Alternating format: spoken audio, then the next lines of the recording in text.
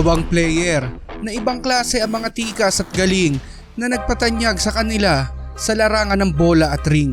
Magkabilang panig ng bayan ang pinaglalaruan, subalit iisa ang layunin, ang makapaglaro ng basketball. Si Renz Abando at Terence Romeo. Mas sumikat si Abando sa bansa ng mga OPA. At ang nagbabalik na si Terence Romeo naman ay dito sa atin sa Pilipinas. Ating pag-usapan kung sino nga ba sa dalawa ang higit na mas magaling, si Abando ba o ang bad boy ng basketball court na si Terence Romeo. Comment lang po mga kashish kung sino sa tingin nyo ang mas may ibubuga sa dalawa kapag nag one-on-one sila.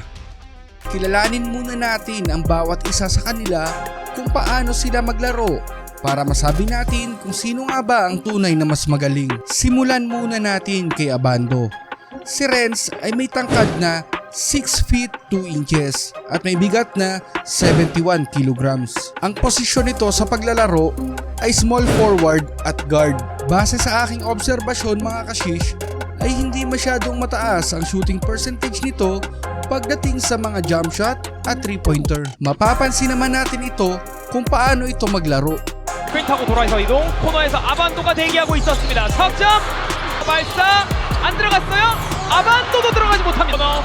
아반도 베이스라인 돌파 플로터 짧게 돌아 움직입니다. 아반도 자유투 라인 점퍼 안거령 아반도 드라이브인 왼손 레이업 안 들어갑니다. Pero mga kashish, sobrang epektibo naman ni Abando pagdating sa pag-atake sa rim. Ito naman ang paboritong gawin ng ating bida. Napakaraming posterized dunk na nga ang mga nagawa nito. 들어갔는데 이번 잘 땄습니다. 비었네요. 아반도 덩크. 됐네요. 아반도인데요. 아반도가 찍어 들어옵니다. TBC는 아반도가 나와는 뛰었어요. 아반도. 빼맨 선수가 어려운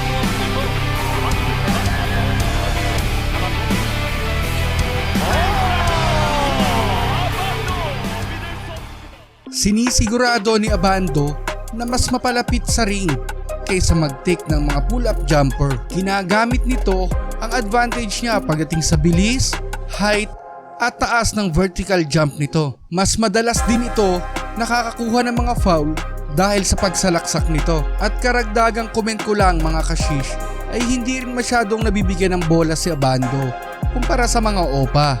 Halos karamihan ng mga shoot nito ay sariling sikap lang nito. Isang epektibo kay Abando ay pagdating sa mga mala Dennis Rodman nitong pag-rebound. Kahit may manipis na pangangatawan ay talagang handang makipagsabayan nito sa mga player na mas matataas pa sa kanya. Ating panoorin kung paano nga ba ito maglaro.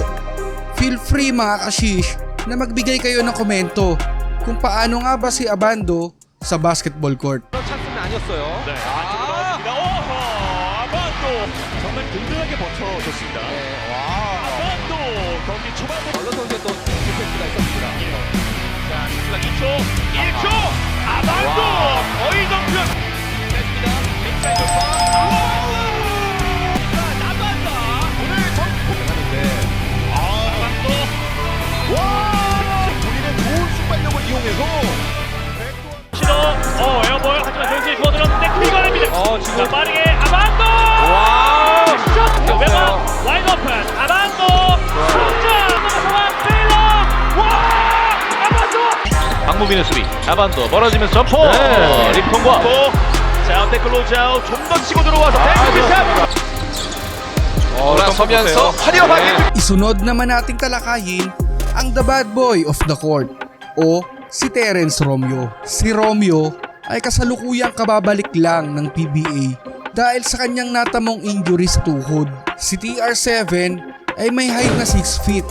Mas mataas lang ng bahagya si Abando. Ang posisyon nito sa paglalaro ay point guard at ito ang nagpapaikot at gumagawa ng play para sa koponan. Ang laruan naman nito ni Romeo ay mga mala ankle breaker ang datingan. Magko-crossover sa iyo ng harapan at talagang malilin lang ka kung saan ba ito lulusot at lalong lalo na titira. Maiiwan talaga ang mga bumabantay dito dahil sa husay nito sa pagdidribble at liksi sa pagtakbo. Maganda rin ang shooting range nito ni Romeo pagdating sa mga pull-up jumper at mga 3 points. Way up. CJ to Terrence. Terrence turns 5. Terrence finding a way. Bending. As well as CJ Perez. He's open, nice screen. Swing it. Yan ang labanan dito. Terrence, just roundly, Romeo ahead of the pack. Hindi na nabutan ni Arm. As Romeo dances to EJ. Watching their guys struggling in this game. And Terrence Romeo to the hoop. Scoops it up in air. Terrence.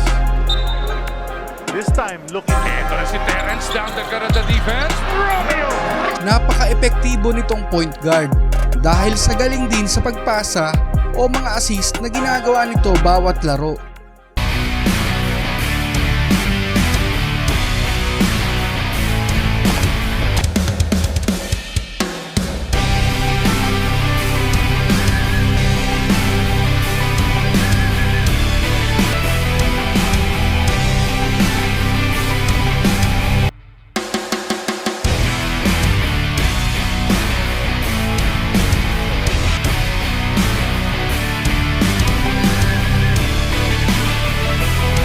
Whoever else is down low, you need to be able.